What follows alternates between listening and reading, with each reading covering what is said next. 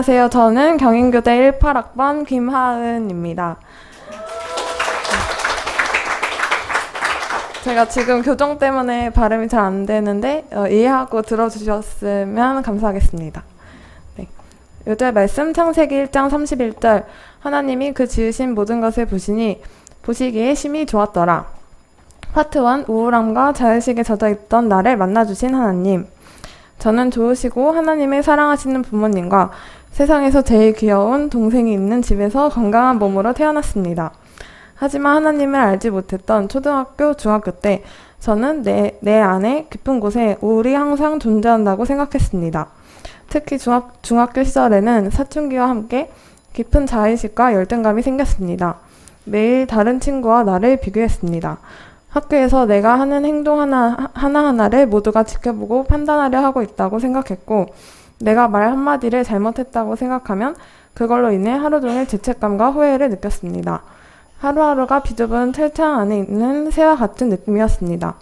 집에 오면 그냥 마음이 우울하고 힘들어서 책가방을 던져두고 눈물을 자주 흘렸습니다.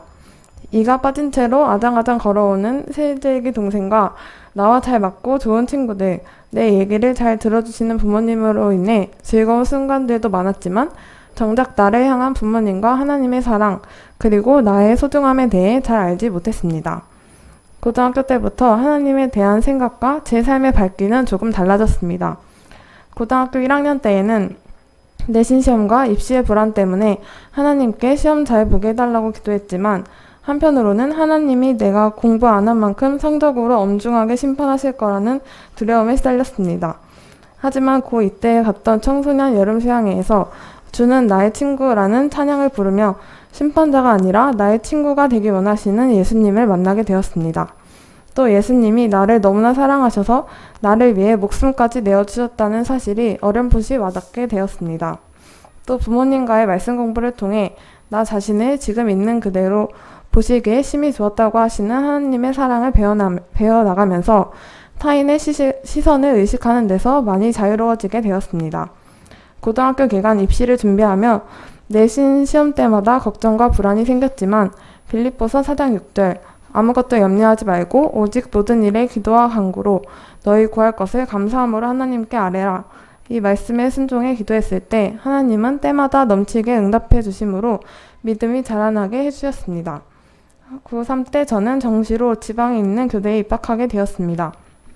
처음에는 대학에 대해 큰 기대를 품었지만 나를 포함해 몇 안 되는 동생들을 빼고 또래끼리 무리지어 다니는 동기 언니들, 또 권위주의적인 몇몇 선배들, 가족과 떨어져 고립된 듯한 기숙사 생활로 인해 내가 생각했던 대학 생활에 대한 회의감이 들었습니다.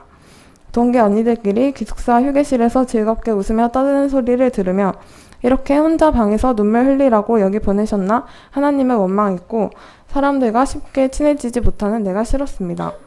그러다 과선배이자 UBF 동아리 목자인 이한나 언니와 창세기 말씀 공부를 하면서 하나님은 나를 보시기에 심히 좋은 존재로 지으셨음을 다시 깊이 깨닫게 되었습니다. 지금 돌아보면 그때 하나님은 제가 더 이상 연약하고 불완전한 사람에게 의지하며 상처받지 않고 완전하시고 늘 나를 있는 그대로 사랑하시는 하나님 품에서 살기 원하셔서 저를 훈련하신 것 같습니다. 한편 집에서 멀리 떨어져 있던 학교는 4년 내내 다니기에는 통학하는 데 힘이 들었고 병원 문제도 있었기 때문에 반수에 도전해서 하나님의 뜻이 계속 이곳인지 아니면 이제 다른 학교로 가는 것인지 그 뜻을 구해보기로 했습니다. 그리고 6월부터 본격적으로 반수를 준비하게 되었습니다. 파트 2, 빛 대신 하나님 안에서 세상의 빛으로 살게 하시는 하나님. 처음 반수 생활을 시작하고 보니 작년에 열심히 외웠던 개념들은 다 잊어버렸고 집에서 가까운 교대일수록 문턱은 너무나 높아 보였습니다. 반수에 실패하면 내 삶이 잘못된 방향으로 갈 것만 같아 두려웠습니다. 하지만 베드로의 믿음이 떨어지지 않기를 기도했던 예수님에 대해 배우며 예수님은 내가 실수하고 실패하더라도 하나님이 여전히 나를 사랑하신다는 것을 내가 믿기 원하시고 그 믿음을 지키는 것을 나의 성공과 실패보다 훨씬 더 중요하게 생각하심을 배우게 되었습니다. 그리고 수능 전날 저녁 하나님은 땅을 흔드셔서 수능을 일주일 뒤로 바꾸는 엄청난 일을 하셨습니다. 그때 전에 공부하느라 듣지 못했던 제자 수양에 강하고 담대하라 메시지를 듣게 되었고 하나님이 내게 원하시는 것이 인간적인 노력이 아니라 내가 얼마나 부족하든 나를 가장 선하고 좋은 길로 인도하실 것을 믿는 믿음임을 배우게 되었습니다. 또 내가 아무리 열심히 해서 성공해도 믿음이 없다면 그 삶은 무의미하고 대학에 가서도 계속 나를 의지하며 불안해하고 걱정하는 삶을 살 수밖에 없음을 깨닫게 되었습니다. 수능장에도 여호수아 1장 9절 강하고 담대하라 말씀이 적힌 메모지를 들고 가서 틈날 때마다 읽고 하나님을 의지하려고 노력했습니다. 처음엔 너무 긴장해서 손이 덜덜 떨렸지만 하나님이 차분한 마음을 주셨고 평소에 시간이 빠듯했던 국어에서 선지마다 답이 바로 보이게 하셔서 빠르게 정답을 체크하고 넘어갈 수 있었습니다.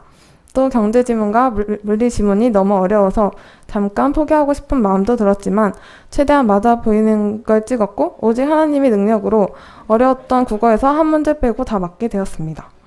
하지만 수학은 계산 실수를 많이 해서 생각보다 점수가 낮게 나왔고 정시로는 서울이나 경인교대를 지원하기 어려운 상황이 되었습니다.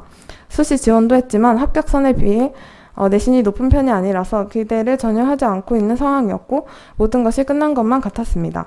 하지만 믿기지 않게도 하나님은 서울교대와 경인교대 수시 1차에 합격하게 하셨습니다.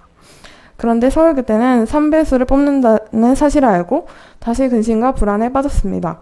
또 동기들 사이에서 기만 반수설이 돌고 있다는 이야기를 듣고 이제 원래 있던 곳으로 돌아갈 수도 없다는 생각에 큰 두려움이 들었습니다.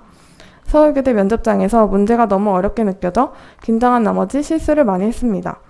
그 다음 주 경인교대 면접을 준비하면서 어차피 이번에도 잘 못 볼 텐데 못하러 준비하나 하는 생각에 모두 포기하고 싶었습니다. 그리고 면접 전날 갔던 금요예배에서 처음에는 하나님이 원하시고 나를 사용하고자 하시는 곳에 가고자 반수에 도전했지만 어느새 내가 원하는 곳에 꼭 붙어야 한다는 나의 욕심을 내가 꽉 잡고 붙잡고 있음을 돌아보게 되었습니다. 엄마는 끝까지 기도하자고 하셨고 면접을 위해 저희는 2가지를 구체적으로 기도했습니다. 첫 번째는 연습한 문제가 시험에 나올 수 있도록, 두 번째는 집단 면접에서 좋은 아이들을 만날 수 있도록 기도했습니다. 그리고 면접장에 들어가서 문제를 펼쳤는데 학원 딱 4일 다닌 동안 연습한 문제 중 하나가 면접 문제로 나왔고 쉽게 의견을 낼 수 있었습니다. 또 좋은 조원들을 만나게 해주셔서 발표할 때 경인교대 뽑아줘라고 조 이름까지 지어서 교수님들이 빵 터주시기도 했습니다.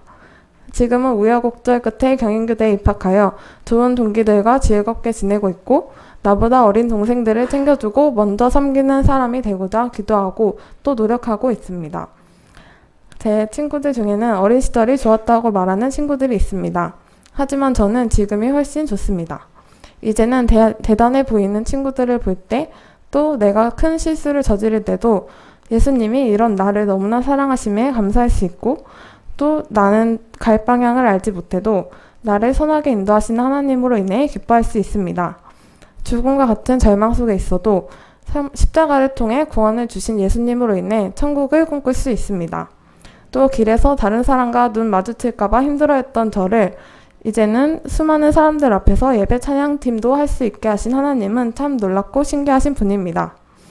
이 하나님이 매일매일 나를 어떻게 빚어가시고 인도하실지 기대가 됩니다.